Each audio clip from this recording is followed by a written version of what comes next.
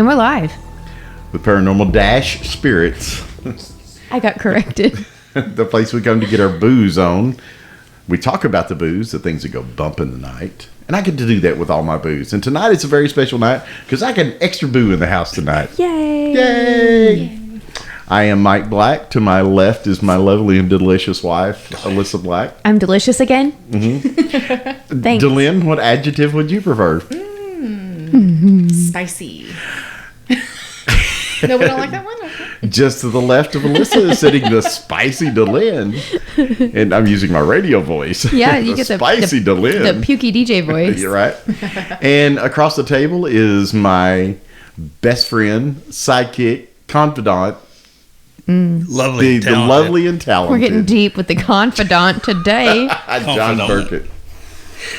Oh, so tonight we have a story that ended up being a movie in 1983 called the 80. Well, actually, it was released in 82, but in the U.S. it was 83. Oh.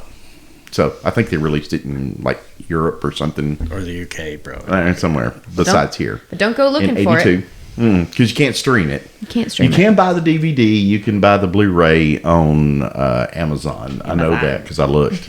After we hunted and couldn't find it anywhere to stream. But a movie called The Entity. And it's about a haunting that took place in and around 1974 out in California. There's a lot of that going around in the early 70s. There was. Well, and I actually touch on demons? why. Thriving You in the got the 70s. Amityvilles, you got the Warrens going around and making up demons everywhere. Making up demons. All the famous stuff happened yeah, in the they were. 70s. Well, He was a demonologist. Come on. That was big There was back some then, legitimacy there, right? It was big back then. So anyway, that's what we're going to talk about later tonight. But first, let me tell you about all the places you can find us. You can find us at paranormal-spirits.com. That's the landing site. Spurts. And I'm going to spurt your eyeballs out. You with your spurts. You just have to do that. Because it sounds like you chaps say. me. I don't know why. It always comes out in spurts. Paranormal-spirits.com. And like I say, that is the place where you can go to get to all of our places. And we have a YouTube channel, which is 3B Paranormal Spirits. Please subscribe. It helps us out. It feeds the YouTube monsters. And we have Instagram. We have X, which used to be Twitter. And we also have TikTok. And you can find those at paranormal _ spelled out DASH _ spirits. What are you doing? I was trying to drink water, but I've got so much in front of me right now. But hey, look, swag store. Hey, swag store. Get you You can get that boozy. if you go to paranormal-spirits.com. There's a link to our swag store, Boozy's Boutique, and you can pick up all your boozy swag there. We have cups. We have Racerback tees that John and I wore on that episode. Talk about haunting. Oh yeah, John, you look amazing in your in your Racerback. I think you were outstanding. I wore mine to the workout yesterday. Oh, you did? I sure did. Yeah. So we got that there. We've got I Boozy's. got mine sitting on Mara's bed, but she hasn't been home from college yet to come get it. But We got Boozy's koozies. We've got T-shirts. We've got water bottles. All the things. Yeah, but it's pretty much all the things. There's not a lot that you can't find there. All the stuff that you would normally see swag. did you get those ladies' drawers you're going to... I didn't get that. Are we going to call them koozie covers? I'm done. I think you got. Lynn's over there. Oh my God, what the hell did I sign up for? I am so out. I think Coos, go ahead. I can't say that. You can't say that. I'll make sure I cut it out. I'll put the Pazuzu over your mouth when you said that, so You can't say that? It's kind of tacky. I don't know if you can or not, We're not monetized yet because not enough people have subscribed. Did I mention that we need you to subscribe to our YouTube channel? Can't get demonetized if we're not monetized. You're right. We could say all kinds of crazy stuff. It's all coming out of our back pocket. No one else's yet, so we can say what we want. We can say right? all the words you can't say. That's on YouTube. right. That's right. We can. So But what I would love is that if people keep subscribing, then we can get free tequila, like what's right there. Oh yeah, I know. Let's talk about today's. We talked about. We like watches too. If anybody wants to, Yeah, you send know, some They could have their samples. own podcast on how watches. We actually could. So let's talk about the spirits part of our show that we enjoy probably as good as any other part of it, and that's the BOOZE. John, take us away. Tell us What about this what is. we're drinking. This is- Delynn so graciously found for us Delynn brought is, this in. She found a unicorn. in the bigger metroplex than what we have here in Deep East. This ish. is Fortaleza, I'm so excited. the Blanco, which I've never tried. You'd never see it in a store. No, as soon as it comes in, it's gone. It's gone. Like usually the guy at Total kind of implied that his You're not special enough to buy that. well, tequila no, I from don't think he us. meant that. Like if we lived up there and we're there all the time, we probably would be okay with setting aside a bottle. It's kind of like Rolex. Well, it's like when I bought It that, is. the guy was like, "It's expensive." Go ahead and lean in a little bit to your mic. Oh, a little bit more. Yeah, that's perfect Okay. right there. Can you hear yourself better now? Yeah. Okay. Yeah, I apologize. That's where you want to be. But when I went to purchase it, he was like, "You know, it's going to be a little bit expensive." And I was like, "That's okay." She goes, "I'm rich, bitch. I mean, I was dressed very balling. similarly. I'm balling. It doesn't bother me." I'm using my last dollar on this. What is the price point on this? Well, it depends. So when you look online, it says anywhere between like 50, 60. Not that one. No, that one was a nice $129.99. Jesus. But here's the problem. I don't think Jesus had anything to do with that. I think that was all marketing. It's just very much like y'all's Rolexes. You know what I Bourbon mean? markup. When you can find it from a dealer, it's fine. But when you got to buy it on the markup for this in the smaller places because you can't find it. So I told Mike, I told her, go ahead and get it because we can't find it. We went to how many Turtle Wines? 3? Turtle wine. Turtle wine. It did sound like turtle. Total Wines. I haven't even had any alcohol either. And Maybe you should. maybe none of them around here have it. And so I have seen it on the shelf at Fat Dog's Troop before. Really? Like last year or something. I didn't know what I was before it was a thing. Yeah, and it was I think probably about $75. Mm-hmm. But So I'm a little embarrassed at what I had to pay up price, but here's the thing. You're going to buy that, it's just like Class A, how we used to buy that 1 liter for $120 and now it's $160. So it's all about markup and what tastes good. And so I was like, hey, you know what? We found it. Let's try it. I'm excited. John and I have actually seen the Class A at what, 180 almost? 170, I 180? think it is right now down there Mm-hmm. at our local purveyor of fine spirits. I haven't tried Coffee City for Fortaleza. I've gotten it. What's the one across the street from Fat Kilos. Dog's? Kilos. That's where I got a bottle of Henry McKenna 10-year bottled in bottle, which is Never see it. that's a unicorn bourbon, and I got it there. Yeah. Maybe it's going to be one of those things. But I figure, hey, she found it. Let's do it. Let's do it. I am so excited for it. Tell us about the bottle, sir. What's this pina you keep talking about? Oh, that looks like a pine The cone. pina. That's the center core, of the that's core of the agave? agave. Yeah, after they knock the leaves off. The of it. spiky things. Have you noticed that in all of our tequila bottles, it's usually the cork. It's something different, and sometimes it's not cork. Like Mahenta is glass.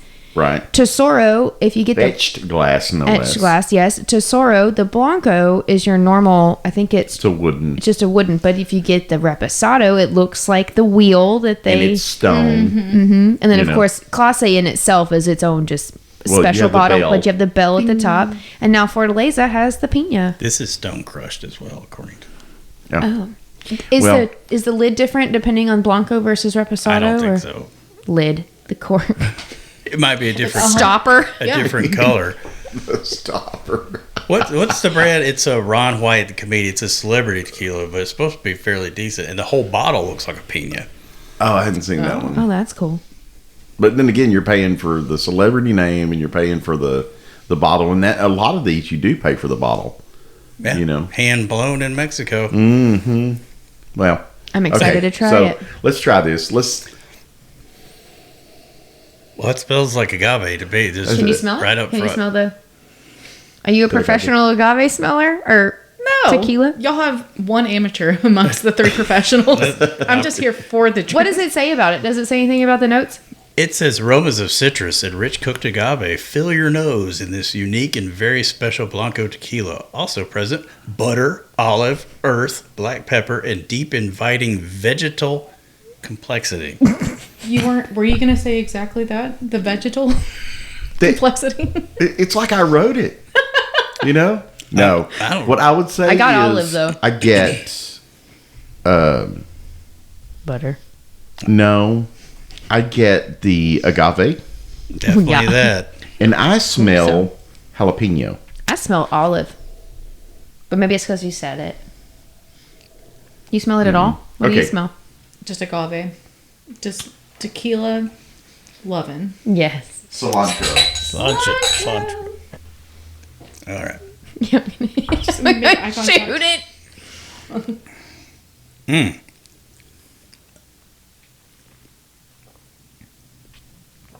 That's good. That is quite delicious. But isn't it a nod to the bartender, like when they pour you, like to hit the table? Did I make that up? No, I don't know. That's a good question. I just knew that if you wanted to be cool in college, you had to hit the table first. Well, you do You're also it supposed to make eye contact too. at the sushi place or whatever to make the sake bomb. You know, they put the shot of sake on top of the beer with chopsticks, just smack the table to make it fall in. You know, I come well, by. Yeah. So what's your obviously I'm take not on as it? cultured as you are because I've never seen that happen. I don't know. Do you like it? It's okay. I like I that. don't know if it's my favorite. Bless. See, I more taste the vegetal complexity than smell it. Smell it just smells like agave, but I do. There's something, but I can't put my finger on it. That's I so will good, say, though. That's very good. It is not as sweet as some of the other ones that we've had. I No. like that. That it's not as. I know, yeah, Me he too. doesn't like sweet. Maybe that's where I come in. It's like, oh, that was nice. I know. And yeah. this is sharper. It is sharper. Or It is a dry, little, more dry. It's dry. get a little bit more of the ethanol. This is good. I don't get any ethanol. You don't at all? I don't either. Trust me, I know ethanol tequila.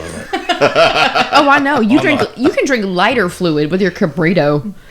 What do you know? Stop. Rito Rich Center. I knew he was going to get his It's nowhere near Okay. as good as this. Okay, it's no Centenario, Ooh, but I like the Centenario. You know, oh my god, no, that was horrible. That was I okay. hated that. But that's like you like the Terramana, and Yeah. I didn't. You know? Talk about vegetal. Oh, I know. no, talk about grass. The one you just made me try, Band-Aid. Oh, I had to try Mezcal. Oh, I didn't love it. Mezcal is that an mezcal acquired that taste. I gave you all that. Ooh. And yours is a Hoven. It actually was okay. It wasn't nearly as smoky as that stuff they had given us in San Antonio. To me, it tastes like diesel fuel. That mezcal. To me, it tastes like a charcoal briquette, but Yeah, it's pretty smoky. Well, this she is- got Band-Aids, though. And I was like, well, that's more like scotch. No, you give her that the Lagavulin, and you'll taste. Oh, it. yeah, we Oh, should give you yeah. some Lagavulin Band-Aids. before you leave. Okay, Sorry. so we've boozed it up. Tell us about our demons. So I want to know where everybody's at. Delenn's like, yeah, it's all right, and Alyssa is, I like it. oh yeah, me too. John, Oh, I give that a That's I'm thumbs up on this. This is good I stuff. give it a 5 out of 5. Probably that's pretty good. Compared to Magenta, G4. Oh, man. I'll tell you, this is It's I like money. G4 better. Same. What about Ocho? I like Ocho better than this. Really? Yeah. It's close though. It's real close to Ocho. You know why I like G4 better? To me, G4 is slightly sweeter than this, and I like it better. It doesn't have it. I'll agree. It doesn't like warm you down here. It's not like that kind of ethanol, but it's, I don't know. In the head, it's a little bit drier, like you said, dry. All right. So we all, except for Delenn. Delenn's like, yeah, it's okay. That's okay. Yeah. You two are thumbs up. Yeah. I'm a thumbs Now, up. what, are we throwing in for the MSRP or for what? Oh, No, for not- MSRP, MSRP, it's good. For what we paid for it, it's way overpriced. I'm going to go, if we go what we paid for it compared to Tequila Ocho all day long. Because I don't G4. think there's enough of a difference I for think me. the Lalo at $40. Absolutely. Yeah, absolutely. Yeah. Agreed. All right. So we like it as a general. And as a standard, it doesn't have as cool of a bottle as Class A if I'm going to spend that kind of money.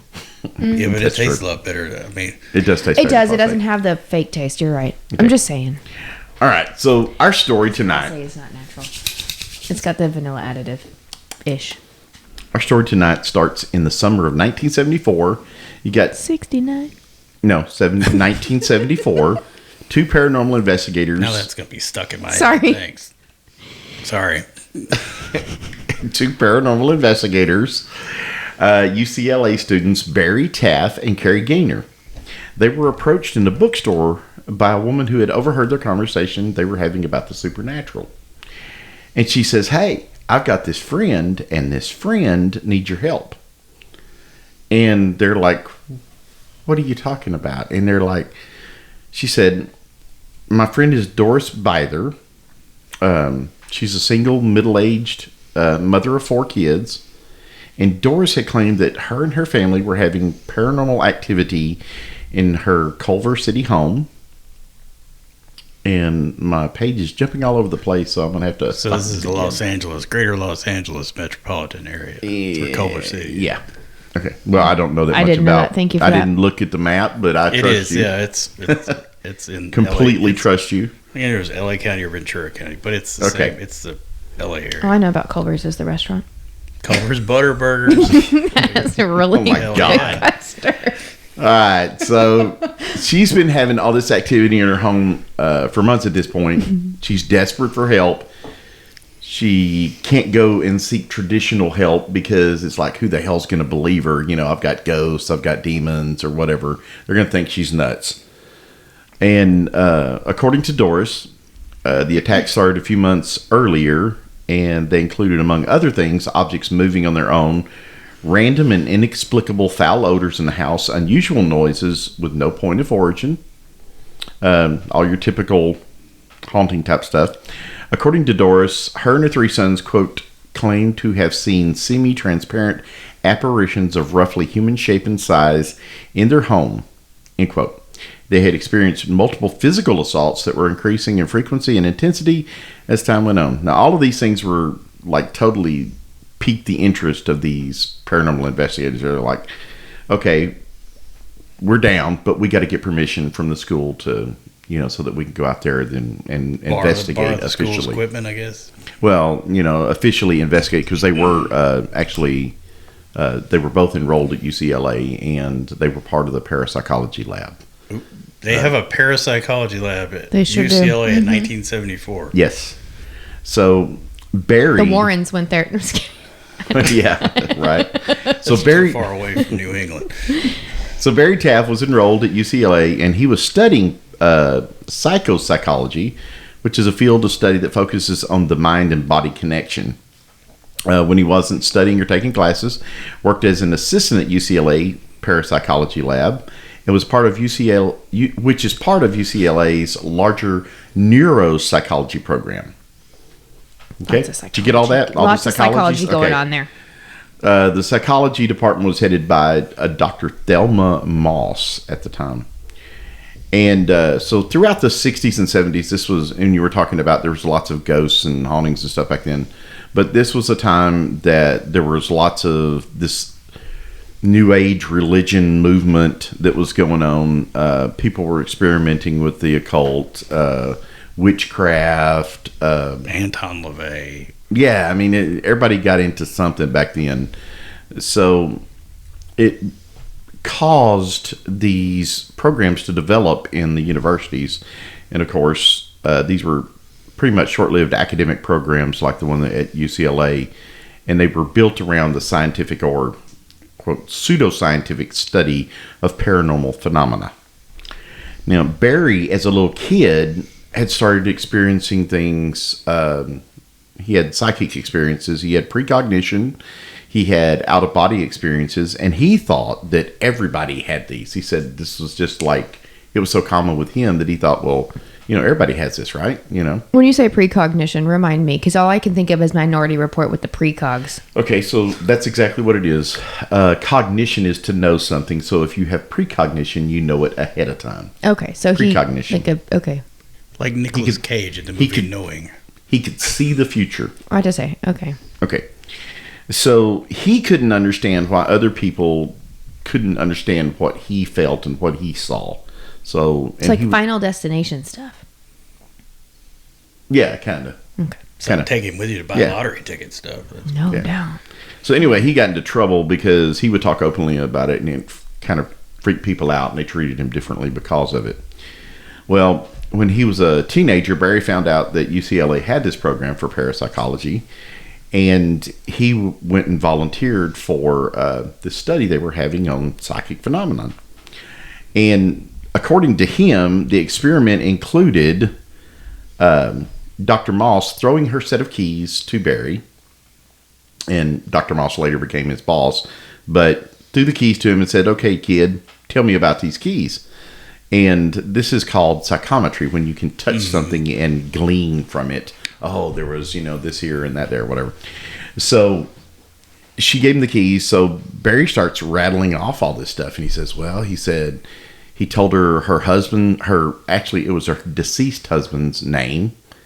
He was able to pick that up from the keys. Now, let's be honest, he could have done enough research and figured out. He couldn't Google it in 19th. Yeah, no, he couldn't Google it. But there were other ways to find out stuff. So, we survived before Google. So, we learned before Google. But it would be very difficult for him to do so. It would have been difficult for him to do so, much more than it would now. And he also, he said that he told her about her best friend, curly blonde hair, and her name was Shelley. Well, Dr. Moss's best friend was Shelley Winters.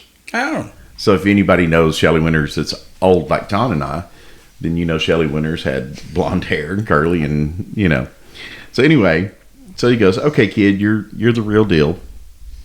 And he went on to, it kind of sparked his interest at that time even more so in the paranormal.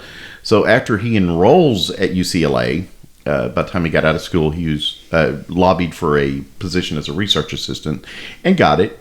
Of course, probably knowing Dr. Moss, probably didn't hurt his chances of getting that. But anyway, he got accepted as a part-time lab assistant. And he later claimed during an interview that he spent most of his time in the field conducting research and rather than in the lab. And that's where he met Carrie Gaynor. Carrie Gaynor was an undergraduate philosophy student, and Carrie had also developed a strong interest in the supernatural, so they kind of teamed up together. So once they get permission, Barry and Carrie head out to Culver City. And the investigation would ensue at that time and last for almost 10 weeks. And it became one of the most well-known and most controversial poltergeist cases ever. And I would add that it's probably one of the most well-documented. Just so I did look it up. It's in L.A. County. Oh, okay. Yeah. Thank you, John. Just in case you thought it was Ventura, it's actually L.A. Former home of Metro Golden Mayer Studio, Hughes Aircraft. Howard Hughes. Mm-hmm. Oh, yeah. Yeah. So all of you have been waiting for that information. Yes. John looked it up, and the town it is motto definitely is the heart of Screenland. Imagine that. Okay, so they get out there. Do you want some more? And they got permission. They arranged to go to Doris's house and to conduct their preliminary interview.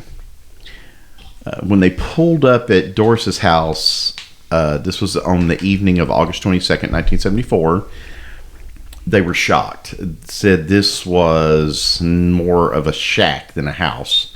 It had been condemned twice by the city. No one should have been living there. And since the house was in such bad shape, Barry and Carrie kind of got like vibes from it, just when they pulled up. Because, you pull up in front of those houses. Alyssa does this all the time. We drive down the... Absolutely. We'll drive down the road and she'll see a house go haunted. That house haunted. She can just tell by looking at it. It's amazing. I don't know if she does it. But anyway, You don't Again. trust into my. I'm just saying, just because it looks like a haunted house doesn't mean it's haunted, and just because it doesn't look haunted doesn't mean. Think about that it one you isn't. were telling me about here. That's like $800,000 property. That's Oh yeah, haunted. yeah, AF. damn near $1 million for this nice property, Newer house built in the 80s, right? and it's haunted. I agreed. I It's- understand. yeah. However, there are just some that you're like, Yeah, "Mm, yeah. it's Okay, haunted. I got You don't you. know why I think it's haunted? It's because nobody's dumb enough to go over there and fix it because it's haunted. Well, that may Like- be. Dilapidated, Yes. Yeah, it's not lit. No. Look at Hill House where we So- That went. didn't look on it. no. So Barry and Carrie, they sit down with Doris, Except for the and blue porch lights and stuff. and she's very anxious. Carrie's anxious. Barry and Carrie sat down with Doris, who is very anxious. Okay. Okay, keep up. Come on. There's lots of names that you've thrown out, so I'm trying to keep it. And they all Okay. rhyme. I know Well, except Barry for and Carrie Doris. should be twins. Okay, Barry, Carrie, and Doris. And Thelma. okay, you got it. Yes, got it. She's got visuals for you here. Okay, so Barry, Carrie, and Doris all sat down. Doris is nervous because she is worried about. Thank you. Thank you, DeLynn. I appreciate that. DeLynn's pointing out the Glencairn. Doris No, here is anxious. not the Glencairn. It's a Doris tonight. She's drinking out of the Doris. And so she's kind of evasive and somewhat cryptic about her background to the point that she refuses to even tell them her age. And I kind of get it because it's like, It's rude to ask a lady. it is. Okay. But it's kind of like, okay, I don't want to tell you about all my background and my horrible childhood. Just fix my house, fix this thing that's running around and doing bad stuff to us.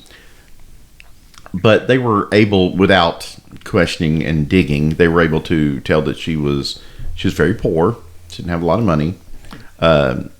They did glean that she had an unstable employment history for quite a while. She had 4 children, and at that time, 3 boys living with her, 10, 13, and 16. And so they were all living in this house. Braddock Street was the street that they lived on. She also had a preteen daughter who was living somewhere else at the time of the investigation. No one ever mentioned where she was living or what that situation was. So I don't know. She ain't living with the Haints. That's what she thought. No, right. She got out. She did.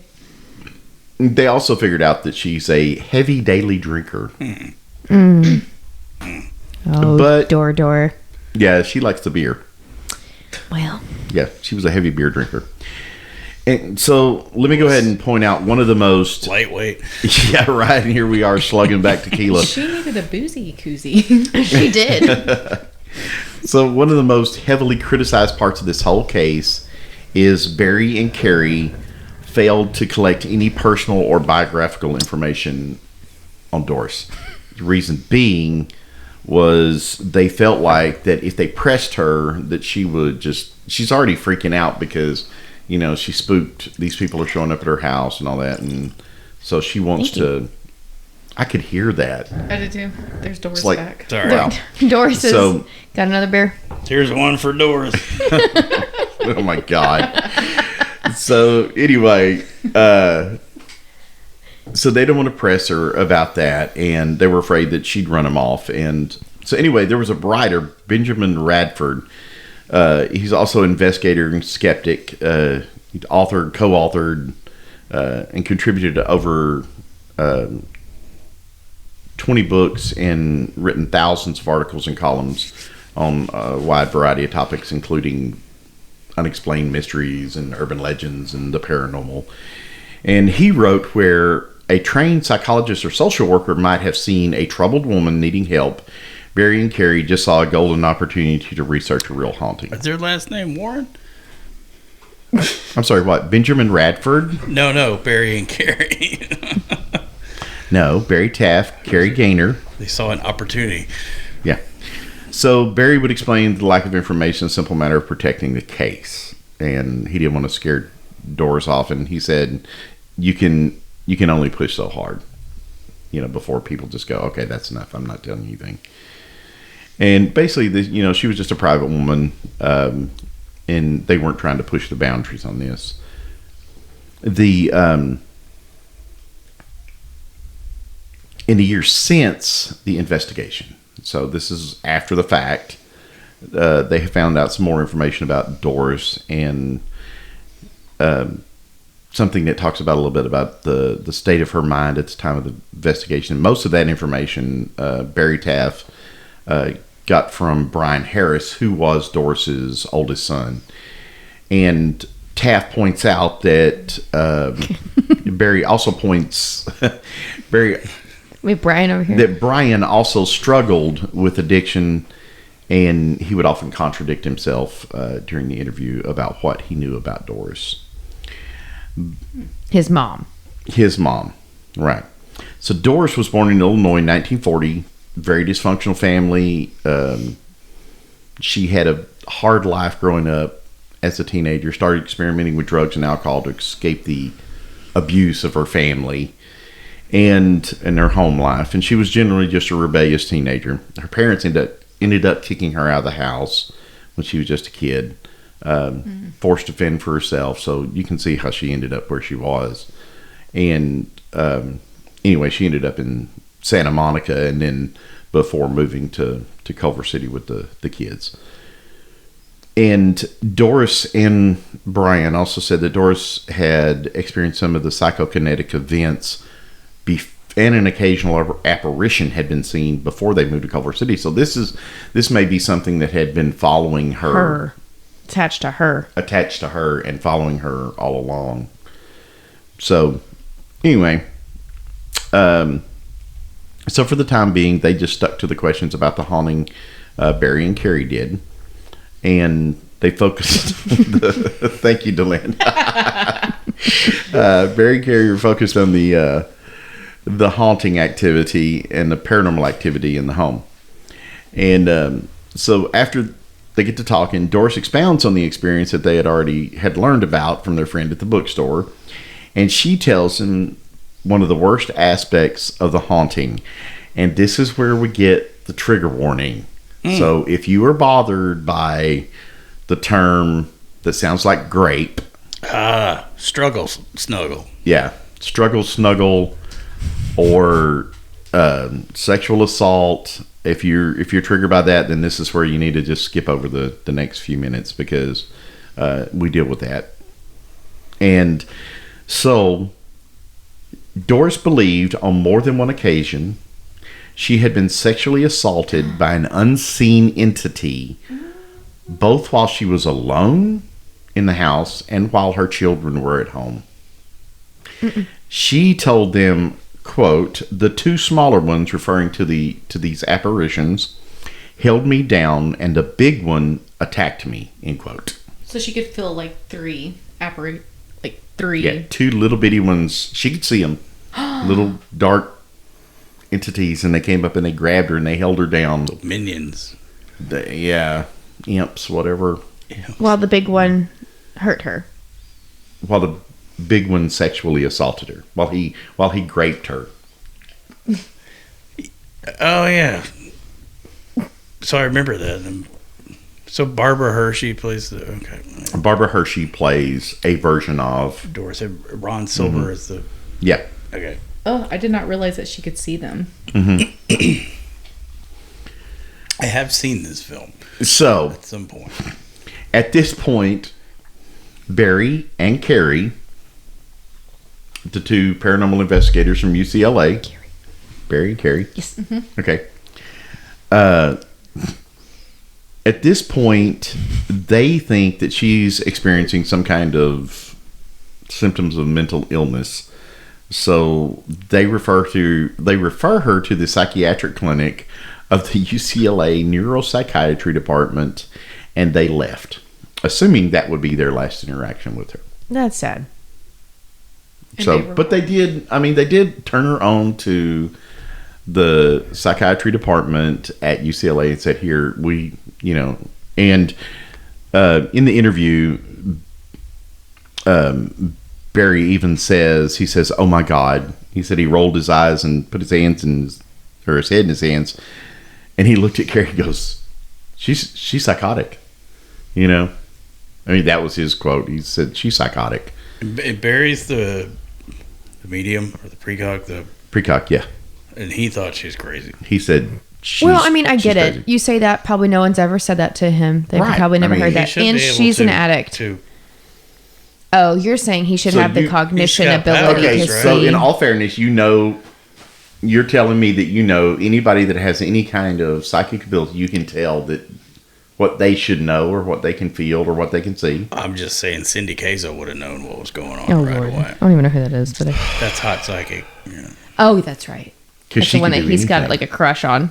She can do anything. Well, I will say, though, then you add the addiction part into it. And so I could see how it would What lend would a you think? little further. Yeah, I understand. What do you think? I think she was crazy. It lends a little bit Flat further out to the crazy. I site. don't know. She crazy. Also, then- 1974. People in liminal situations in states like that are often targets of malicious entities. So True, but But they come out there and all they've got to go on is her word at this point. yeah. So I they're get like, it. she crazy. Okay. You know? So she goes to the lab. No, she doesn't. She doesn't go to they the... didn't stick around in the house. No, some they just cameras, left. some recorders. No, they left. 10 days later, Barry got a phone call from Doris claiming that since the two men had visited, the paranormal activity at the house had gotten even worse and was now being experienced by her friends and her neighbors. Now, when she mentioned that there were other witnesses outside of the house, their ears kind of perked up and they go, oh, okay. Well, it's not that far out there. Let's go back out. Let's have another talk with her. How mad I would be if somebody was disrupting the house next door and it affected me. Yeah.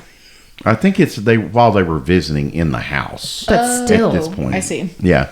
But still. Yeah, that would be bad. It's not that far at all. It's like a 20-minute drive from UCLA. So they get back out there, okay?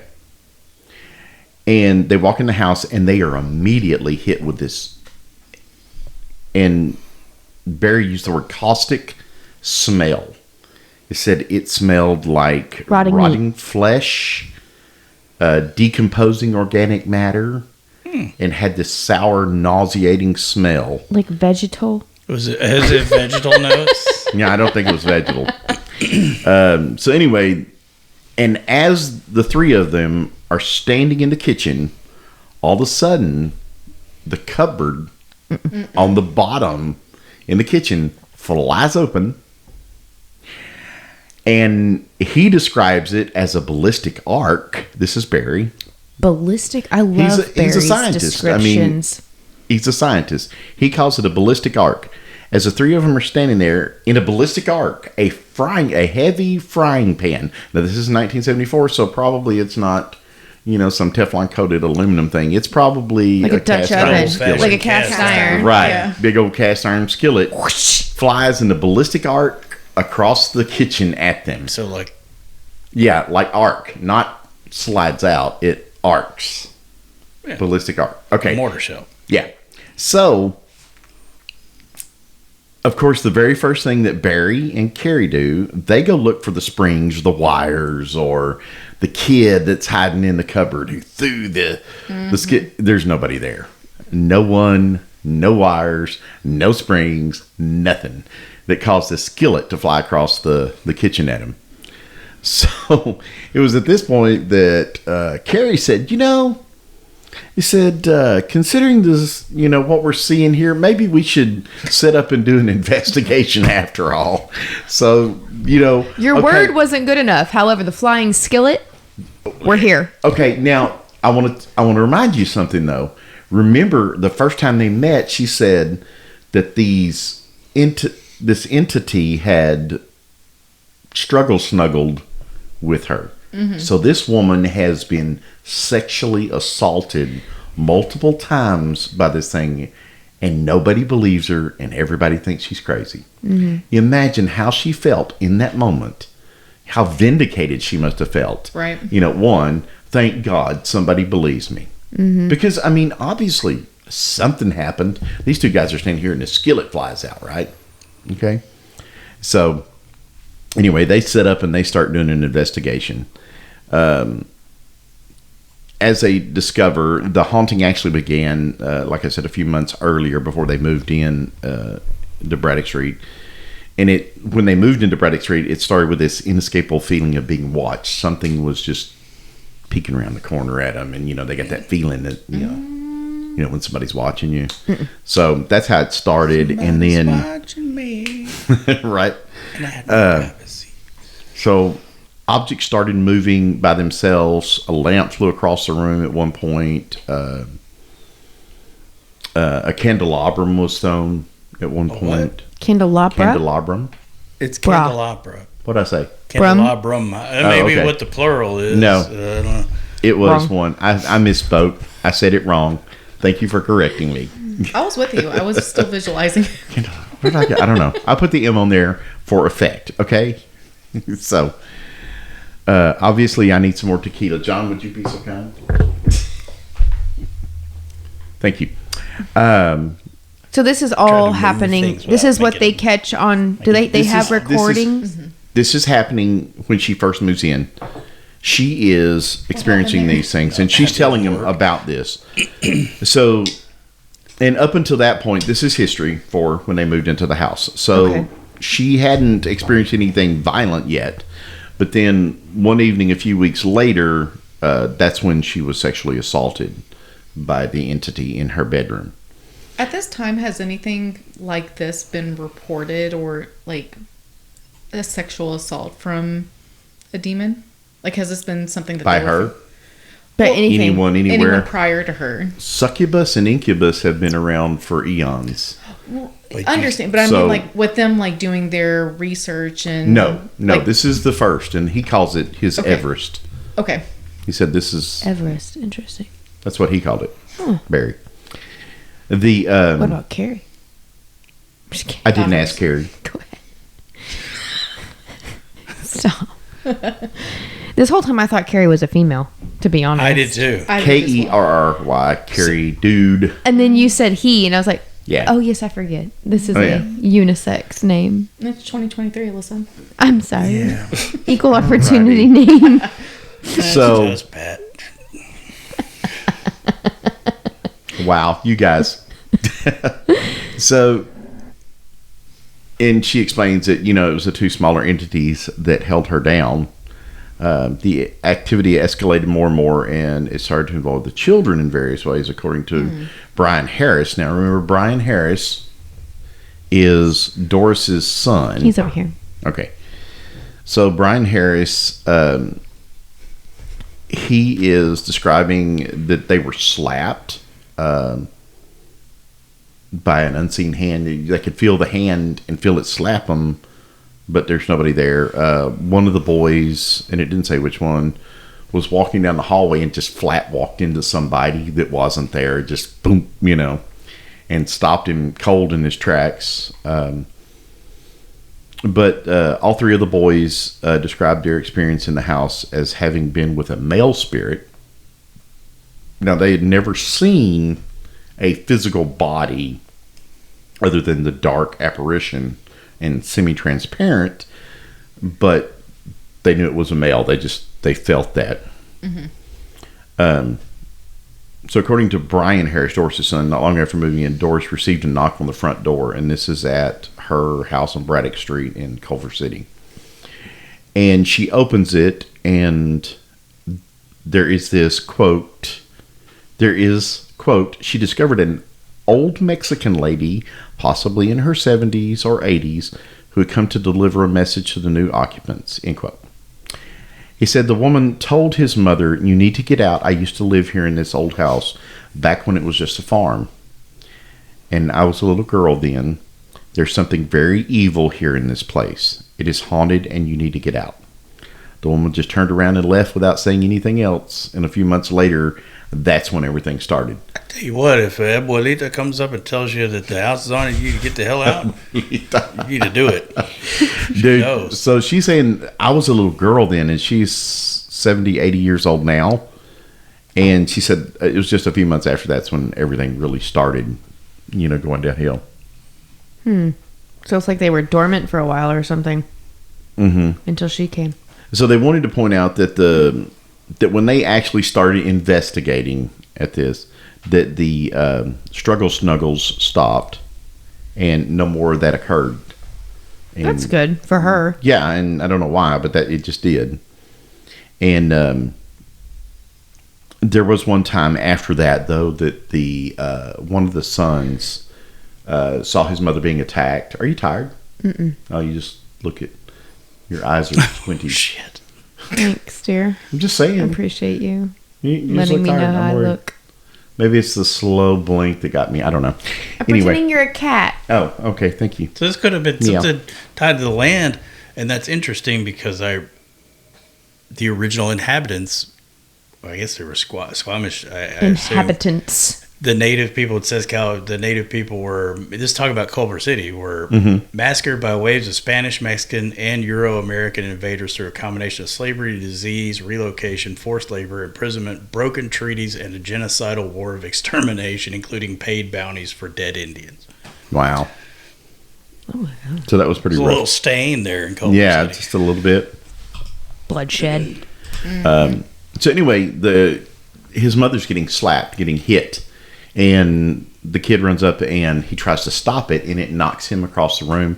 In the movie, he breaks his arm when he's thrown over there. It didn't happen in real Could life. he see this, or he could just see his mother being slapped? He just could see his mother being slapped. They didn't see anything. This Then was doesn't unseen. okay. Mhm. Okay. So good at making you want to slap your mama. Not in this way. I know at one point they had said they had seen a shadow figure apparition, so I was curious if he could see that or if it was just one of those.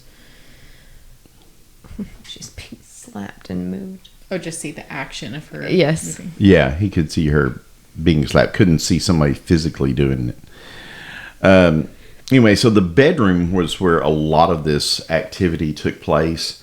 And the very first night they went there, or I guess it would be the second night when they came back and they went into her bedroom. And as they were doing the investigation, walking through the house, and they said they walked in, and he said it was just like ice cold in this bedroom, and this house had no AC in it. So he said it was hot in the house, but when they walked in there, it was just like, they're like this. Bad news. So as they're in here and investigating, they start seeing these balls of light, and Orbs. these balls of light about the size of a human fist, and they were flying around the room, and they were so bright that they were actually illuminating the room and people within the room. So as well as the cameras, tripods, equipment, everything else. So these things had a light emanating from them. And he called them not orbs, but he called them corpuscular masses. Of course he did. And Corpuscular masses. yeah, Are they flying and- in ballistic Get arcs as that well? checked out. Yeah, corpuscular masses, and they were he thinks they were plasma. That's Barry's assumption, that there were these plasma balls. And so what he found interesting was that what they could see with their naked eye, okay, and they would try to take a picture of it, and they couldn't get anything. But what they caught on camera, they never saw with the naked eye. Which just feels spooky. Well, which begs to the question, did they see it with their eyes, or did they see it with their mind? And Or the mind's eye. or the mind's eye. And so at one point they have 25 to 28 people in this room, and they're all seeing these balls fly around, and they're trying to take pictures of them. There were a couple of pictures that were taken, and I will share them on the video. But one of them, it paints this arc over the top of Doris while she's sitting on the bed. And what was really interesting about this is that this arc in the picture is taken in a corner. So you have a 90 degree, right? Which if you had a light shined across there, it would hit that 90 degree and then turn and go the other direction. So it didn't do that. It was across this corner. So the light, therefore, is floating free in between the corner and the camera. So he takes the picture to the editor at I don't want to lie to you, but it was photography. I forget. I've lost the note somewhere. But he takes it to Professional Photography, the editor of that magazine, I believe is the name of it. And I'll put it in the notes if I can find it later. But anyway, he takes it to him and he says, "Hey, dude," he said, "this particular camera with this SLR lens," he said, the lens keeps it from taking pictures like that or having this effect with that arc in it. And there was another one that they had where there were two corresponding arcs. So you got one arc here and then one arc here, and they're like mirrored. And they couldn't figure out why this was doing this. So, but they could see the arc with the naked eye. No. Oh, no, they could see the balls of light. That's all they could see. Okay. But they couldn't see Because the I was arc. trying to follow too. Like, what are they seeing with their eyes? And you said the balls, but then they couldn't catch it on camera. Right. But then in the camera, they did catch a couple of arcs. Arcs. A couple of times. The But it's he said he likened it to if you had a stationary camera pointed at the stars all night, an astronomical camera. You would see the trails, but you wouldn't see the individual stars. You would see the trails if you had a long exposure on the camera. I've seen photos like that long before exposure in or places. Like, haunted places, you mean? yeah. Yeah. Oh, okay. So in that, So you can see where the things have been. Yeah. You're thinking of a word, I guess. I'm thinking of, in places where there's supposed to be a portal, like, you'll see these weird tracer-like things in Interesting. photographs I've seen in certain places. yeah, it's crazy. So the it was Adrian Vance is the one that they took it to, and Adrian was the let's see. I've lost my place here. I apologize. Anyway, Adrian, he's the one that did the inspection of the photo, and he was saying that the lens on the SLR, which they were using that night, the lens prohibits this type of image from occurring. Adrian asked Barry, "Did you see this?" And Barry replied, "No, we didn't see it. We didn't see the arcs." He said, "We just saw the balls of lights." So it was really interesting. Interesting. These if you balls, had modern equipment, you probably could have got the balls. you might could have with an Your increased frame shutter rate, speed. your Well, shutter speed frame rate could have been What fast does enough for SLR video. stand for? I don't know. Single lens radiography. I was just have curious. no freaking clue. I was curious if y'all knew. 'cause So anyway, you both these have balls said are those just things, that they're acronym. swimming around, they're diving and ducking, and at one point it gets so bad that these two assistants, and remember there's 25 people in this room, two assistants that were there just to haul equipment and set up stuff, pass out because they're so freaked out by this. They just passed out. That would scare me to the point of And he passing described out, them but- as big old burly guys. So, Not with 25 other people in the room, I wouldn't be that terrified. You would think. I mean, But I don't know. yeah, I mean, if they're hitting people in the head and like hurting them and stuff, maybe. But even then, I'm like, bye. I'm Okay. not passing out. So one of the problems that they had, and they figured out that they don't know how fast these balls are moving. They don't know what direction they are because they're in a completely black room. Because what they've done is they've come in with black poster board and they've duct taped it to every surface in the room on the walls, so that they can, if they take a picture, they've marked it with magnetic references. So this wall is north, this is east, and that way, they can tell where it's moving and in what direction. So anyway, they did this so that they would have the reference of it, and but they're swimming around. These guys pass out, and all these people are seeing these balls. At one point during the night, when they were in this one night on this investigation, these balls coalesce near Doris, just above her head to the right, and it forms. So hear me now. It forms, not illuminates, but forms a torso of a man's head. Nope. or a man's head, his upper shoulders, his torso, but nothing below that. And it was animated. It turned, it looked, and yeah. So then it just dissipates. Skeptical about that. So 25 to 28 people in the room all documented that they saw this same thing. Wow. They got everybody to write it down. They recorded it. So you could say, okay, maybe a couple of people hallucinated. Maybe a couple of people did some mushrooms before they went to this thing. It is the 70s. Sounds It's like the the whole 70s. thing. But 25, 28 people, I mean... How come nobody can get this to happen now when they've got Well, HD video cameras? Dude, they set brought up and all in the. they brought in high-speed cameras and filmed rather than just taking pictures. They came in and filmed with high-speed cameras. This wasn't a shake and bake dude from, that lived in Troop going out and ghost hunting. Shake and bake. No, this is... So what I'm saying is this is a legitimate psychology department from UCLA, a prestigious school, sending their people out to study. And Dr. Moss even came out one day. The whole head of the psychology department for Thelma. parapsychology. Thelma.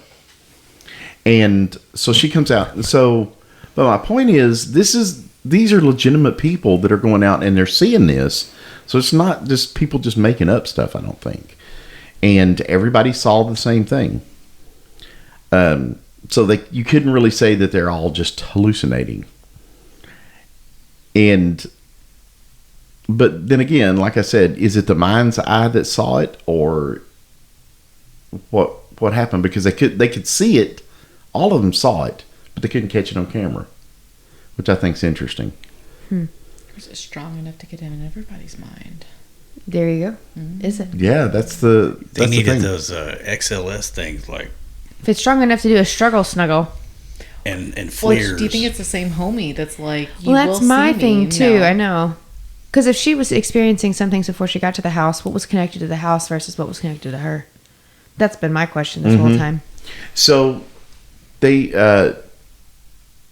Doris calls them back out. It was a few nights later. She calls them back out to the house, and all of the poster board, the black poster board, had been ripped off the walls. Some of the duct tape, some of the paint, some of the plaster had been pulled off the walls with the duct tape. So, I mean, it was really stuck up there. It wasn't just like, oh, we kind of stuck it up there. Some masking tape or something. They stuck it up there with duct tape and then literally pulled the paint off the wall when it pulled this down. And they get out there, and she's saying, hey, I came in here, and they don't, of course she could have done it. They don't think she did. She said because she seemed like she had been traumatized Or by her this. kids. Could have been her kids. It could have been anyone that had done it. But, Right. so they put it all back. They put new poster board up, new tape.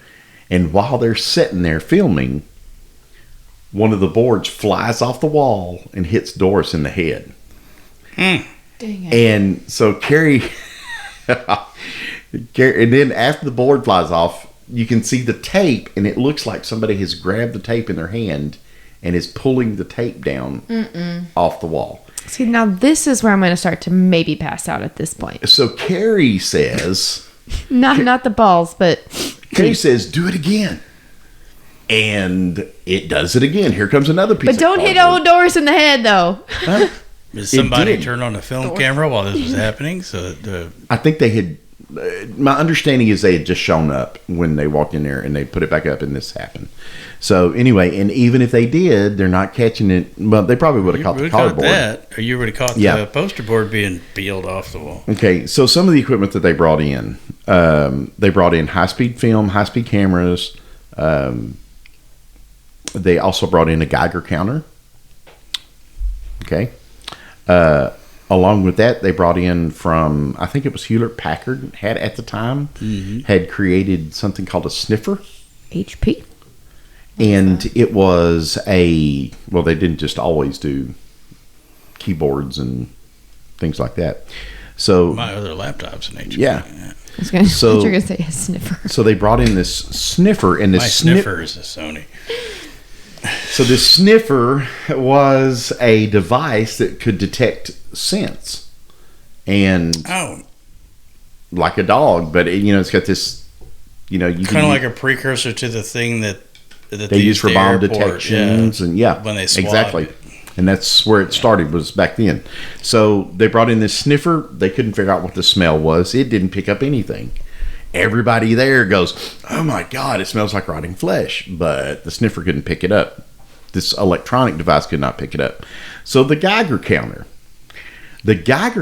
when there was activity going on, would be at 0. It was just flat bottom line. Okay? But when no activity was happening, it was at normal background residual radiation. That's odd. Yeah, you would expect that it would go the other way, but it didn't. It went just the opposite. It would drop to 0. I mean, normally I would think paranormal activity would change the radiation levels at all, up or down.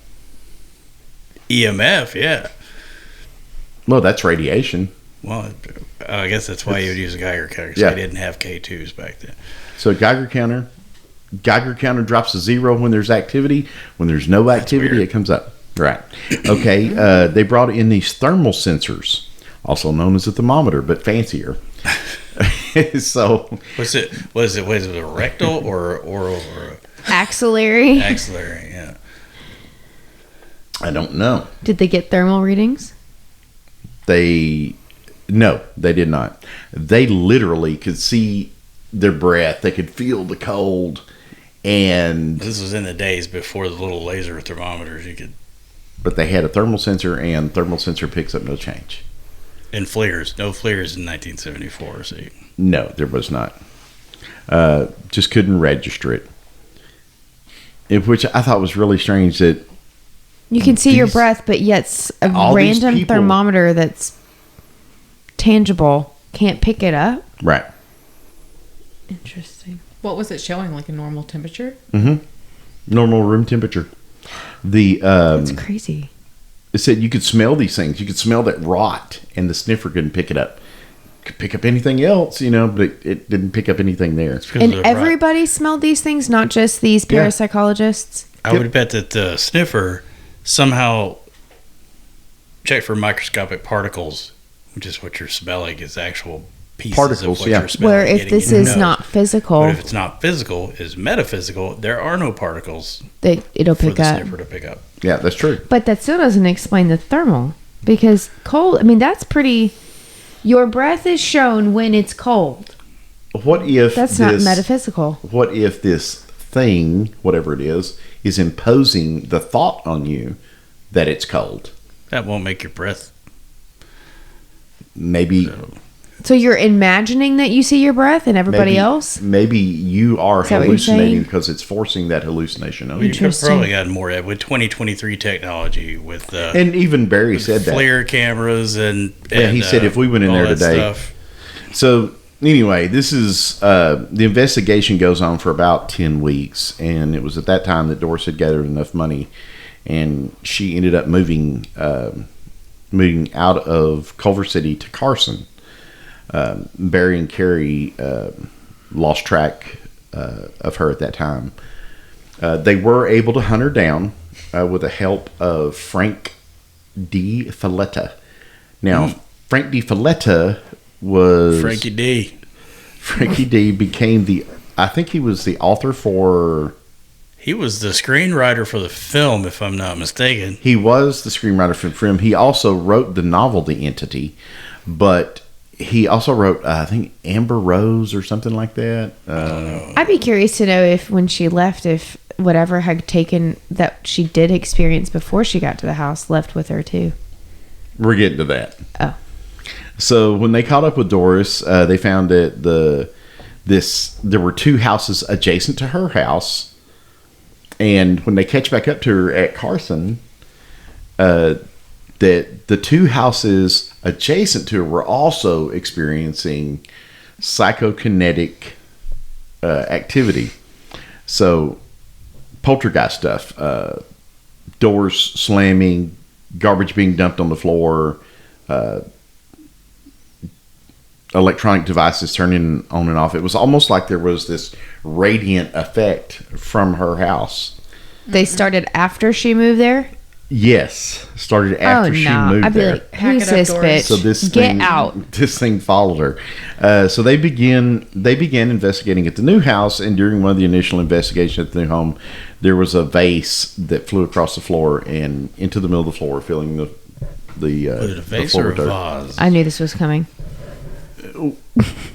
I don't know, John. Is it a foyer or a foyer?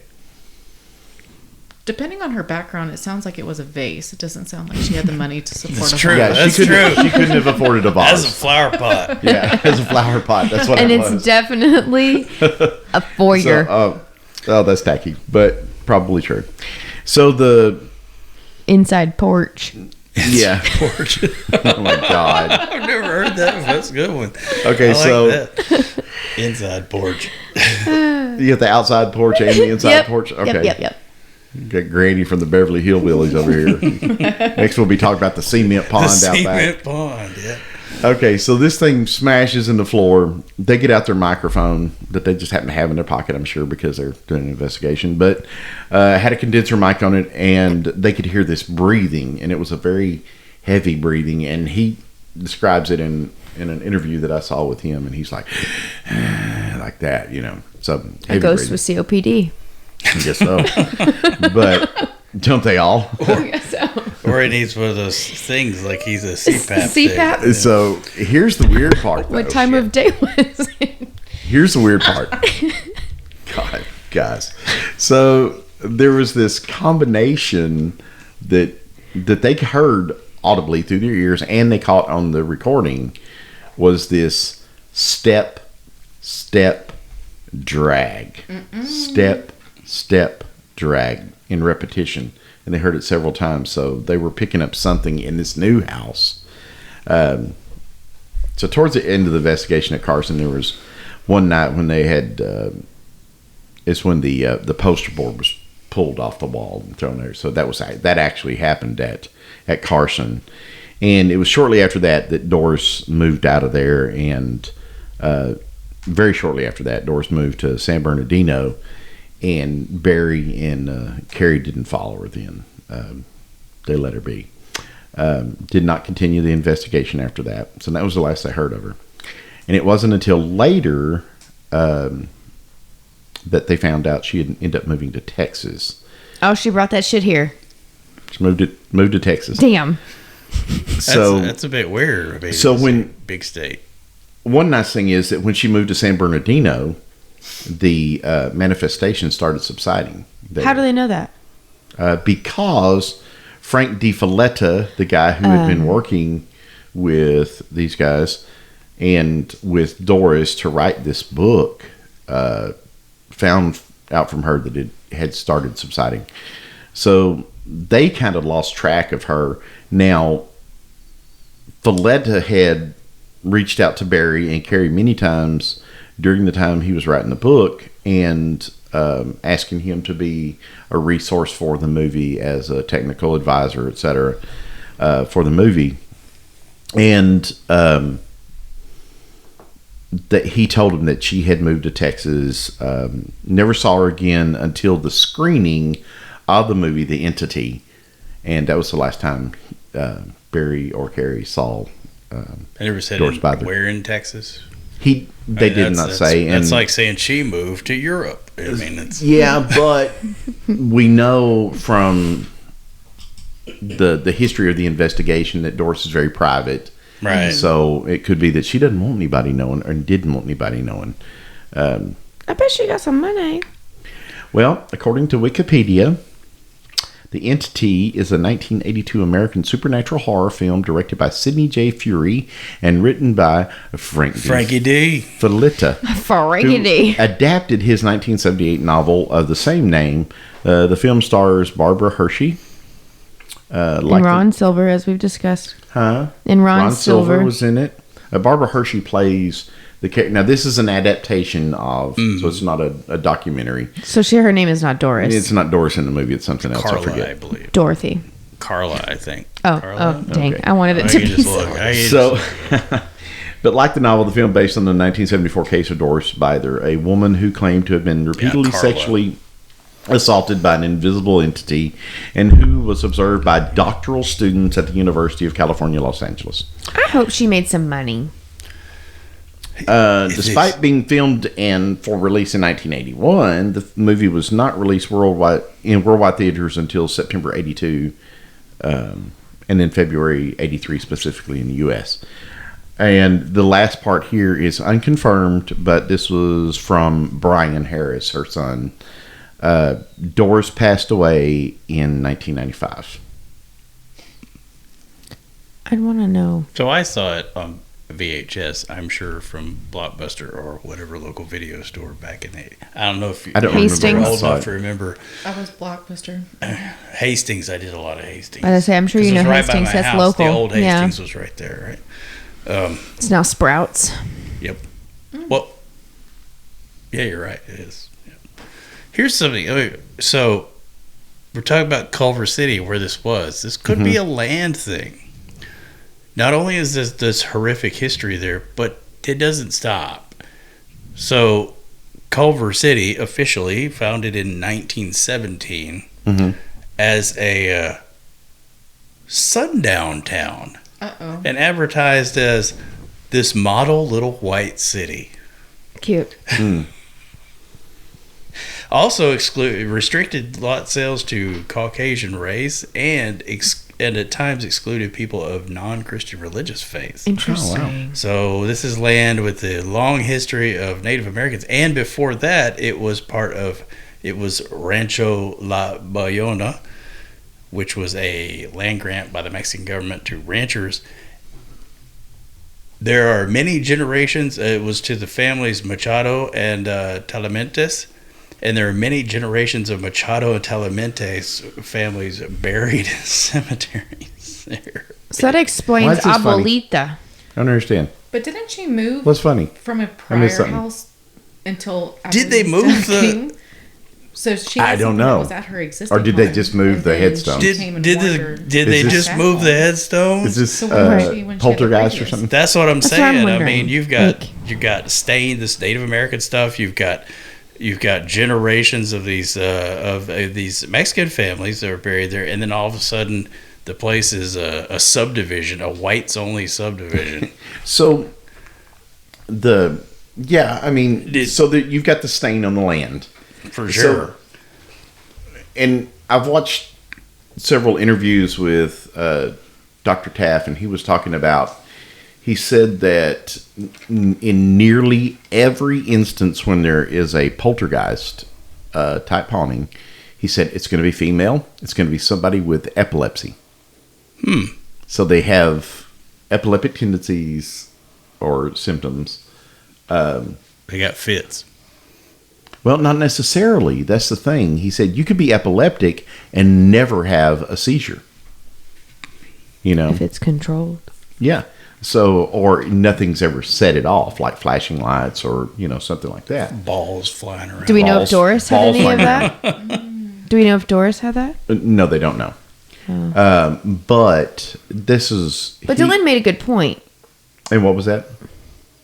Well, she with Doris, she was experiencing these instances where she was living prior to moving to that Right, one home. exactly. And then she was warned from the lady visiting her, saying like, "I've been experiencing this since I was a little girl." So where was she prior? Exactly. So think. This is the way I think about it. Okay, so let's say you have a match. Okay, and this match is just a match. It's not very combustible. I mean, it's just a little bitty flame right here. But if you take it and put it in another environment, like a place where the land is stained Charged. and hated, and Okay. or if you take that match and move it into a room full of gasoline with gas fumes everywhere, guess what? Boom! You have this huge explosion. Maybe that's what happened with Doris. Doris is already Open to the ability to have these experiences. right, and she is being affected by this thing, by whatever's haunting her, and then it gets into this place that is supercharged with negative energy, Amplified. Now you not only that, you change the situation. Let's say Doris was okay and she is making it until she got to this breaking point. Until she wasn't. Until she wasn't. And then now not only do you have this thing that's attached to her, and you've got the supercharged negative energy that's coming up out of this place.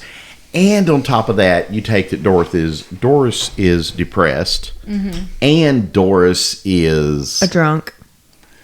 Yes. Well, don't be that judgy. But Fine, she drinks a lot. Doris is drinking a lot. She's in a liminal state. She's a lush at times. She's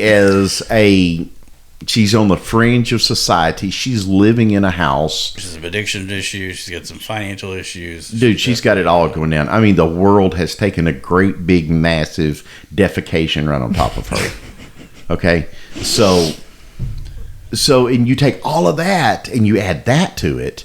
So now you've got the match and you've got the gas and then you take these parapsychologists that don't believe her and think she's got psych issues. So then they're like, hey, you should go see somebody.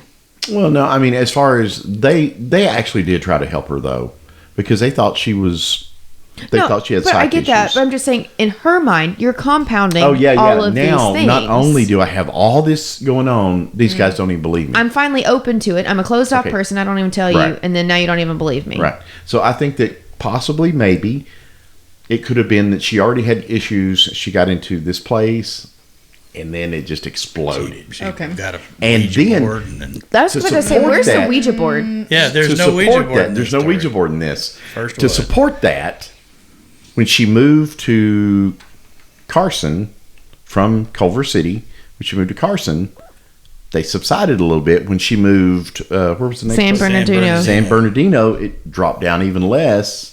And then by the time she gets into Texas, well, man, she's got a movie deal going on. She's going to have some money. San Bernardino, you're already a pretty good ways from LA now. Yeah, well, when she moved to Carson, it went to the neighbors. It did. So, but my point, she's just spreading it out. My point is that as she gets away, though, the bad things that were happening before aren't quite as bad. So maybe, that's what it is. The further away she gets from that hot spot that she was in. True. By the time she got to Texas, now she's got money because she got a movie deal. Right. She's got no reason to be depressed. So at the end of everything, parapsychologist Barry Carey, what did they write anything? Did they publish anything? Oh, yeah. And they determined that it is truly haunted. Did they? That was his Everest. Yeah, you're right. That was his Everest. Did he get his PhD? He 4,000 something cases, paranormal cases he did, and yes, he did get his PhD. So he truly believed in all of this. That for her, there was truly a poltergeist there. The poster board with the tape alone for me is. When you listen to him talk about it, I don't think that he necessarily thinks that it was a demonic force or anything. I think from just what I've gleaned from listening to him, I think he believes that she was the cause and the catalyst for this stuff happening. Like in a lot of poltergeist cases, you've got a house where you got all this stuff going on and you take the teenage female out of the house and it stops because it's that energy. Or how you've said in your personal experiences before in the previous house, in your previous marriage, that you think it was the marital strife going on. I think that had caused a lot of the negative energy that was in. That happened to me too. Right. Oh yeah, you said the same thing. He experienced the same thing. Yeah, bitches be tripping. As he said. My God. As we get canceled by every female that's ever listened to us. But no, I think that that's what, if you listen to him, that he kind of leans towards that it's actually somehow she's creating these things around her. Well, thankfully they never called the Warrens or a priest or anything. They didn't play that game. No, that's why I say this is one of the most well documented cases, and it's not. There's no demonologist. There's no Ouija boards. There was a psychic involved. But it was. Oh, I thought he was going to say, actually, there was a Ouija board, but I just didn't talk about it. I did too. No, there was a person who was a psychic, and the psychic was one of Doris's friends. Shelley Winters? Wait, didn't she play Thelma? Oh, okay. That was Dr. Ross's Thelma? friend. Yeah, with her Thelma's keys. friend is Thelma. Shelley Winters. It is. Doris's friend. Oh, Doris's Doris's friend is the psychic. I thought it was Thelma's. I'm sorry. I was following. John's not following. Somebody's not tracking. You're gonna have to demo the I'm gonna have to. I'm gonna Yeah, make see, a. more Okay. see? Okay. Next podcast, I'm gonna set up a Vizio for you before we start. We need a flow chart of all the. This is Thelma. We need a whiteboard to set up so that we can sketch it out. Yeah, so we can sketch it out. Yeah. In all of our defenses, though, board. dear, this story had more names than I think. Had a lot of names thrown at us at one time. There were a lot of words in that story. Randy, Candy, Sandy. 3,800 Mandy. and change. I'm just saying, no, I mean, when you're talking about Barry and Carrie and Ross and... It sounds like the Von Erich. I don't know if Rachel was in there, Monica maybe, I'm not sure, but... Oh my God. But anyway... I was thinking Von Erich too. Carrie Von Erich. Barry Von Erich. I went to Friends. Kevin, Carrie, and... Okay, I want to see that movie. There's Who's the other a one? new Von Erich movie It's coming Kevin. out. But, It's Kevin, Carrie, Zac and Efron is playing. I forget the This is other what I one. do with them Kevin, sometimes. I think. Anyway, nothing to do with it. She's at all. making fun because she doesn't know what we're talking about. No, we both... But we both old school. were Hey, lost. Iron Claw. Baby. Fritz with the claw. But speaking of wanting to see, I would like to see this movie. Okay, so I we'll need have to to- find it on Okay, so here's on the thing. DVD. If you want this movie, I got to go to Amazon. we got to go to Amazon and buy it because, or I guess probably eBay. I guess you could maybe Physical media, like it's like Yeah. it's I'm gonna tell you, it's 2006 I'm gonna have or to. something. I am gonna have to blow the dust off the DVD player so that we can watch this because. I don't even know. Yeah, the batteries are probably all rotted in my Blu-ray players. Oh, man. So, So- Batteries. in the remote. And the remote. Oh, I was like, why do you have batteries It's been in your years since I've. my Is it like God. a Walkman? Like, what are No. you doing? Discman? I have a disc, man. Do you? I do. I still found, I have a Game Boy, the original. Great. The gray. Do you know how? With the purple I'm gonna buttons. tell you how poor I was. I didn't even have a Walkman. You know what I had? I had a Murray high stepper. Huh? No, but you did have an Atari. Mura Murray was the name of the company, and it was a knockoff of the Walkman. So it was a Murray. It's like the high stepper. Hisense. Hisense Hisense TV or any of those Yeah. like offshoot Yeah, TVs that's that exactly you see what now. it was. Yeah, but it was mean- cheaper than the Walkman. But you had an I had a Atari. transistor radio and some of the big headphones I've back in heard the some 70s. songs about transistor the radio. 70s were great, man.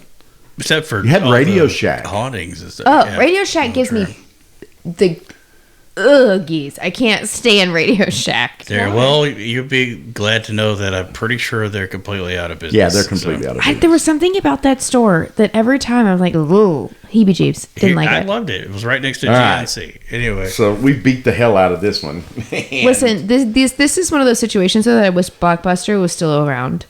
so So I you could be can go like, get "Hey, it. Well, we gonna go there's- check that out." there is one left That's right. In Oregon. in Oregon. Is it really? Yep, I was gonna say there's one. Ohio, Oh, wow. wrong O state. In Bend, Oregon. It's Oregon, yeah. Is it Wow, like a that's franchise, crazy. like privately owned that kept the name? No, it's like an original Blockbuster. Blockbuster. It's the only surviving Blockbuster video. I love that. Ours is in Einstein Bagels, I think, here. The one in town. I didn't even move here when Blockbuster was even a thing It's anymore. where Einstein Brothers is. The last I Okay. remember is where Hastings was. Rattle. Hastings Okay. still had the renting stuff. Yeah. What did we drink tonight? Fortaleza. Did we like it? It was Hell good. yeah. We loved it. And who did we talk about? Doris and Barry and Doris, Carrie. Doris Barry, Bither. Carrie, Fritz. The Brian. Entity Eric. movie in The Entity movie. 1982.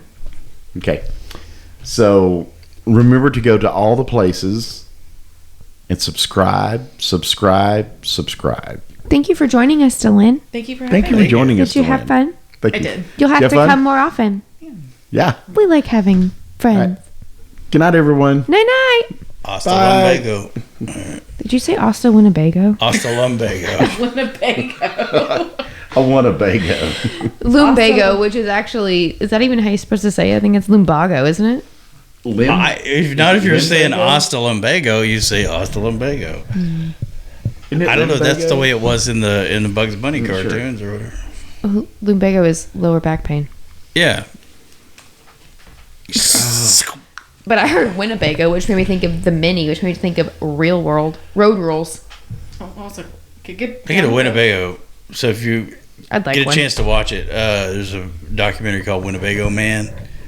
And so you've never seen the Winnebago Man? Maybe go on YouTube and just Google Winnebago. There's this. It came out about 2006. It's one of the early viral videos, and it was somebody had discovered these outtakes of this guy trying to film a Winnebago commercial back in the early 90s. Oh my god, I bet that's amazing. And the guy is like, he just keeps, fuck, what is this fucking shit? Fuck. And then they tracked him. So for I think it's 2012, they made this documentary called Winnebago, where they actually tracked the guy down. Oh my god. All these years later, he's living in a cabin up in Northern California in the mountains. With a Winnebago parked out front? No, just living in a cabin. He's in a prowler. He's done with Winnebagos. Oh man, what am I thinking of? That's the Wendigo. That's what I'm thinking of. The Wendigo? The Wendigo. That sounds like Winnebago. Like yo, baby. Yeah. Did you have fun? Dingoes did. ate your baby.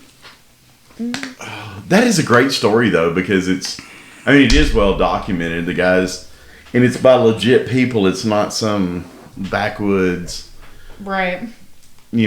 Snake charmer that goes out and hunts ghosts and stuff. Sorry if I was derailing with some questions.